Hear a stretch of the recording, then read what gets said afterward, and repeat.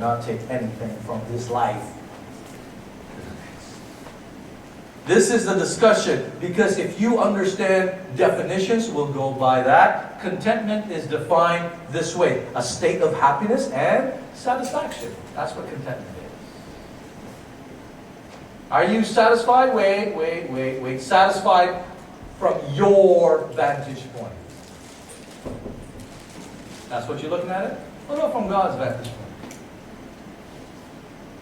Wait a second, how do I really know God's vantage point? This morning I had a conversation with a church, and the kids were all over the place.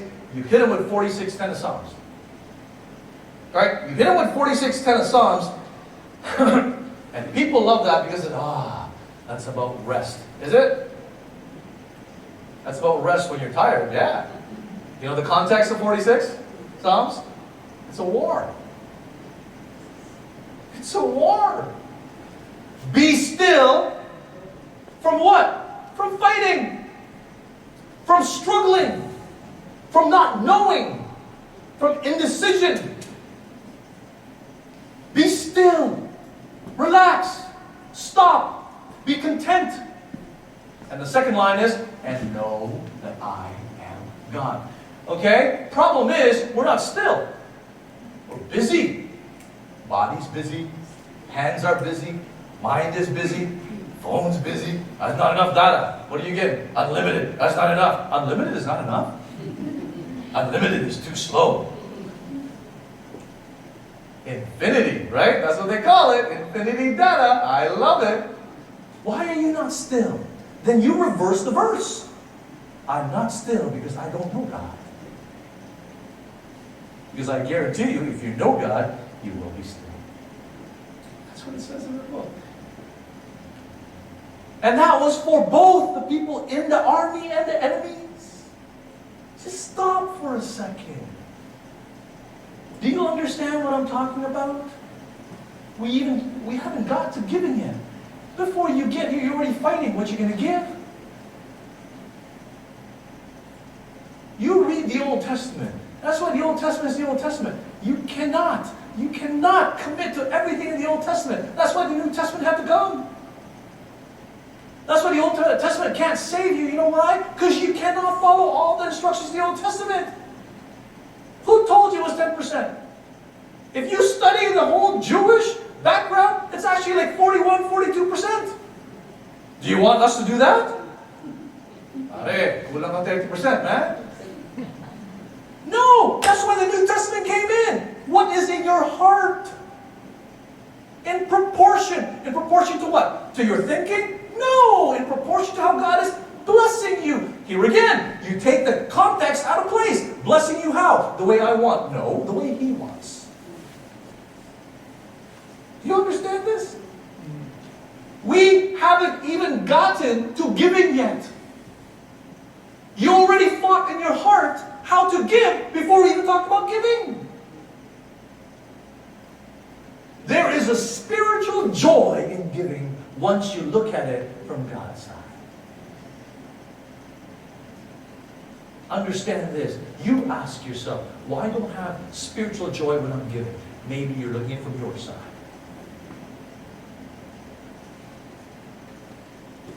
Paul was rejoicing here in the gifts given, not because of the gifts, but because of the results and how the gifts were given. So, here we go. Point number 1. If you look at 14, I won't have to read it, we already read it, but if you scan through it, you'll understand what I'm saying. Did you know that giving, number 1, and first and foremost, it's a privilege. It is a privilege. It's an honor to give. See, the church sent him a financial gift aid while he was in prison, and he thanked them. He didn't ask for it.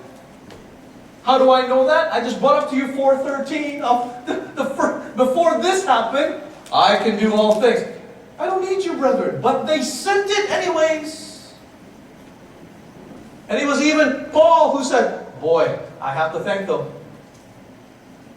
They gave. Nobody asked. They gave. I understand from Paul's side, I was stuck on this for a while because from my experience, from my family, I came from my dad who's a pastor. You know, sometimes it is more difficult to be a gracious receiver than a gracious giver. Especially with a culture. You know, you got utang na loob, you got all these things. You know? I understand.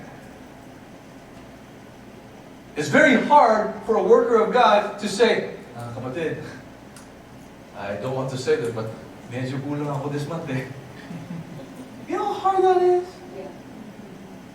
I'll tell you why. Because when you if I work for you as a worker of Christ, and you put me on your books, right? Here we go. And I'm fighting with this with a lot of churches. I discussed this with a lot of churches. When you put me on your books, then you put me in a certain level. I'm an employee. Yes, by LLC and corporate rules, absolutely. But now you're taking away the fact that I was called. You give me responsibilities according now to what? Your governing standards. And now what do I say? You see, you think you can bring the outside in here? You think a pastor comes in and he goes, okay, when are we going? Evaluation, negotiation, benefits going in. That's very difficult. You know, growing up, I had my friends. They laughed at me all the time. How do you guys make money? Every time the offering came around, they said, oh, that's for Marvin. That hurt me when I was young. But now I realize some people actually gave purely because they knew it was a privilege. You think they gave to Paul? Maybe. But even Paul said, follow me as I follow who? Christ. They gave for Christ's sake. Many times. I remember pastors. And I remember my uncle. Oh man, I have to go preach the province at this one small church. But I can't make it back because there's no gas or whatever. It's okay, they'll give me a love gift. But then, the love gift was rice. How do you put rice in a motorcycle? You can't put rice in a motorcycle, right? So it's hard. They considered it a great privilege to give to the cause of Christ. We raised 80 bags from one church. The adults raised money. You know, if you did that, let's say $15, $20 for one bag. 80 bags. They raised that for us so we can give. Now, for some of us, me before, ano kaya ang ROI nito? What's the return on investment on this? You know, now you're clouding the fact you're giving. Sometimes when we give in the church, it's like a membership. Yes, you're a member of the church, but it's like a club membership. Anong benefits ko sa giving ko?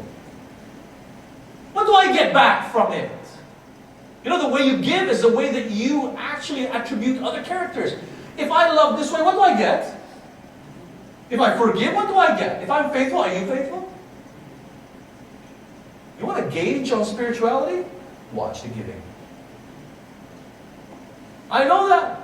Some years, I'm scared to get that receipt from the church. I'm scared. Oh, it's better than I thought. Pero medyo pula.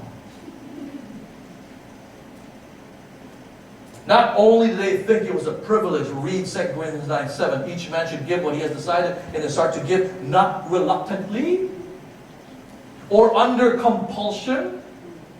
For God loves a cheerful giver. I've been in many business meetings where the elder stands up, why am I giving? I know everybody else is not giving. That's a pressure from outside, really? You give based on what? That pressure? Not your relationship with God? It's optics, not privilege? Look at 4, 15, and 16. The pleasure of giving. One of the worst months in some of the churches I work with is that Missions Promise Month. Kuya, magkano ka promise mo this year? This week, kuya? You have so many things going on here. You see, this new church, they had a vision. They had a vision to reach the lost. They were praying that God uses them. And now when God asked, they did. I do this too, and you do this too. I know we do. Sometimes we can do it, but we just like, I'll pray for you. Believe me, many times when I look at them in the face, okay, thank you. And I asked some of them, last week you told me you prayed for me. Be honest, did you pray for me? I did, sorry, I did. And there was a man and a boy, and the man was praying in front of his son about how the church can help the needy.